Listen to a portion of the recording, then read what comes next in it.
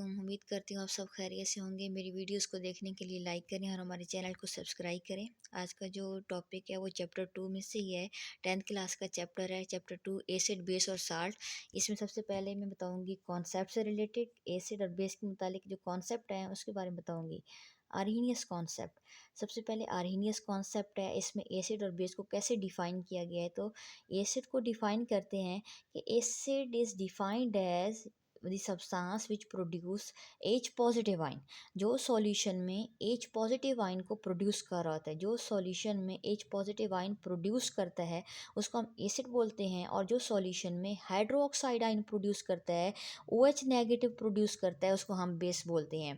The substances which produce O H negative ion solution, जो aqueous solution में hydroxide ion produce करेगा वो base है, और जो एच पॉजिटिव आयन प्रोड्यूस करेगा वो एसिड है। यहाँ पे आर्हेनियस कॉन्सेप्ट में कुछ लिमिटेशंस आई थी। फर्स्ट उसको लिमिटेशंस को एक्सप्लेन करने से पहले एक एग्जांपल कर लेते हैं। HCl है, जैसे हाइड्रोक्लोरिक एसिड है, सॉल्यूशन में एच पॉजिटिव आयन दे रहा है, ये आर्हेनियस एसिड है। इसी तरह NaOH है, सॉल्यूशन में OH नेगेटिव आयन दे रहा है, तो ये हमारे पास आर्हेनियस बेस है। तो जो आर्हेनियस का कॉन्सेप्ट था उसकी लिमिटेशन है, उसकी लिमिटेशन ये थी कि वो सिर्फ एक्वस सॉल्यूशन तक रेस्ट्रिक्टेड था। एक्वस सॉल्यूशन तक रेस्ट्रिक्टेड था, मतलब ये नॉन एक्वस सॉल्यूशन के लिए एक्सप्लेन नहीं करता था।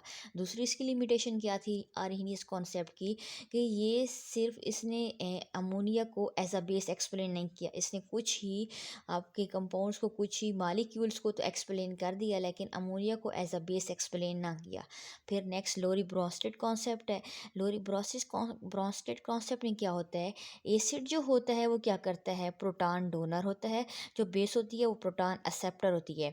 एसिड प्रोटॉन डोनर मतलब प्रोटॉन एक्सेप्ट करता है, सॉरी, प्रोटॉन दे रहा होता है, और जो बेस होती है वो प्रोटॉन एक्सेप्टर होती है, मतलब प्रोटॉन एक्सेप्ट करती है। एसिड डोनेट करता है, देता है, और जो बेस होती है वो प्रोटॉन को एक्सेप्ट करती है, कबूल करती है। जैसे फॉर एग्जांपल वाटर का मॉलिक्यूल है और NH3 के साथ रिएक्शन है। यहाँ पे इस रिएक्शन में वाटर एज अ एसिड काम कर रहा है, और बेस जो होती है अमोनिया जो है यहाँ पे बेस के तौर पे काम कर रही है। बेस का काम है प्रोटॉन एक्सेप्ट करना। अमोनिया प्रोटॉन एक्सेप्ट कर लेगी पानी से, NH4 पॉजिटिव में तब्दील हो जाएगी, और वाटर के पास क्या बच जाएगा, OH नेगेटिव आयन। इसी तरह दूसरा रिएक्शन हम ले लेते हैं, तो उसका दूसरे रिएक्शन में वाटर का रिएक्शन HCl के साथ करा देते हैं। HCl यहाँ पे अब क्या है, लोरी ब्रोंस्टेड एसिड है, और वाटर यहाँ पे क्या है, बेस है।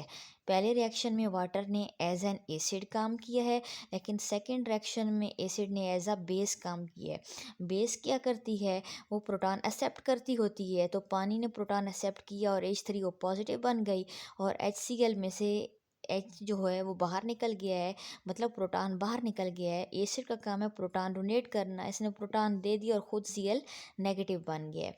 तो जो लोरी ब्रोंस्टेड कॉन्सेप्ट है उसने वाटर को एज अ एम्फोटेरिक भी एक्सप्लेन किया। क्वेश्चन आता रहता है पेपर में, वाटर इज़ एम्फोटेरिक जस्टिफाई। तो ये दो रिएक्शन लिखकर आप एक्सप्लेन कर सकते हैं कि वाटर कैसे एम्फोटेरिक है। पहले रिएक्शन में वाटर एज एसिड काम कर रहा है, सेकेंड रिएक्शन में वाटर एज बेस काम कर रहा है। वाटर एज एन एसिड भी वर्क कर सकता है, एज अ बेस भी वर्क कर सकता है, that's why water is known as amphoteric. Next आ जाते हैं फिर लीविस कॉन्सेप्ट। लीविस कॉन्सेप्ट में क्या है, एसिड और बेस की डिफाइन। लीविस के मुताबिक एसिड वो होता है जो इलेक्ट्रॉन पेयर एक्सेप्टर होता है, कबूल करता है। ये अब डिफरेंस है तीनों कॉन्सेप्ट के दरमियान। फिर बेस क्या होती है, वो इलेक्ट्रॉन पेयर डोनेट करती है। जैसे फॉर एग्जांपल अमोनिया देखें, अमोनिया के पास लॉन पेयर है, इलेक्ट्रॉन पेयर पड़ा है, ये डोनेट कर रहा है। तो बेस वो होती है जो इलेक्ट्रॉन पेयर डोनेट करती है, देती है किसी को, तो वो लीविस बेस होती है।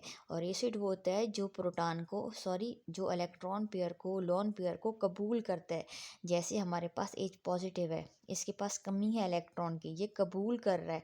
जो कबूल करता है, एक्सेप्ट करता है, वो लीविस एसिड है, और जो देता है वो लीविस बेस होती है।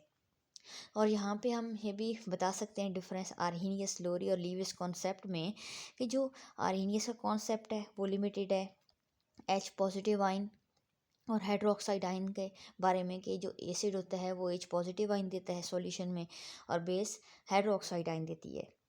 इस तरह लोरी ब्रोंस्टेड का कॉन्सेप्ट है वो प्रोटॉन से रिलेटेड है। इस तरह लीविस कॉन्सेप्ट है। लीविस का कॉन्सेप्ट इलेक्ट्रॉन पेयर से है कि वो इलेक्ट्रॉन पेयर या लॉन पेयर जो है या डोनेट हो रहा है या एक्सेप्ट हो रहा है। जब डोनेट होता है किसी सब्सटेंस से, मतलब जब कोई सब्सटेंस उसको डोनेट कर रहा होता है तो वो लीविस बेस होती है, और जो एक्सेप्ट कर रहा होता है वो लीविस एसिड होता है। एग्जांपल देखिए आपने, इसमें NH3 और H पॉजिटिव का रिएक्शन है। NH3 अपना इलेक्ट्रॉन पेयर हाइड्रोजन को दे रहा है जो कि इलेक्ट्रॉन डेफिशिएंट है। यहाँ पे इलेक्ट्रॉन डेफिशिएंट सेंटर पड़ा है जो इसको इलेक्ट्रॉन पेयर दे रहा है तो इसको हम एक एरो से शो कर रहे हैं जिसको कोऑर्डिनेट कोवलेंट बॉन्ड कहते हैं। इन दो सबस्टांसेस के दरमियान, आइंस के दरमियान, मॉलिक्यूल्स के दरमियान जो बॉन्डिंग शो हो रही है, मतलब लीविस बेस और लीविस एसिड, लीविस बेस और लीविस एसिड के दरमियान जो बॉन्डिंग शो हो रही है वो कोऑर्डिनेट कोवलेंट बॉन्ड है। इलेक्ट्रॉन पेयर जा रहा है NH3 से, जा रहा है कहाँ, H पॉजिटिव की तरफ, क्योंकि NH3 के पास एक इलेक्ट्रॉन पेयर पड़ा है जो कि electron deficient element H positive ion, hydrogen आइन या प्रोटॉन के पास जा रहा है, इसको दे रहा है। तो ये आपके पास लीविस बेस है और ये लीविस एसिड है जो कि एक्सेप्ट कर रहा है। और बाहर चार्ज भी ऊपर शो हो रहा है बिकॉज नाइट्रोजन 4 बॉन्ड बना रही है। जब भी नाइट्रोजन 4 बॉन्ड बनाएगी उसके ऊपर वैलेंसी 4 आ जाएगी, चार्ज 4 आ जाएगा। जब नाइट्रोजन 3 बॉन्ड बनाती है वो न्यूट्रल फॉर्म में एग्जिस्ट करती है। तो इसको ओवरऑल हम बोलते हैं adduct. Lewis acid, sorry, Lewis base और लीविस एसिड के दरमियान बॉन्डिंग कोऑर्डिनेट कोवलेंट बॉन्ड होती है। उसके रिजल्ट में जो प्रोडक्ट आती है उसको हम बोलते हैं एडक्ट। हमारी वीडियोस को देखने के लिए लाइक करें और हमारे चैनल को सब्सक्राइब करें। अल्लाह हाफिज़, थैंक्स।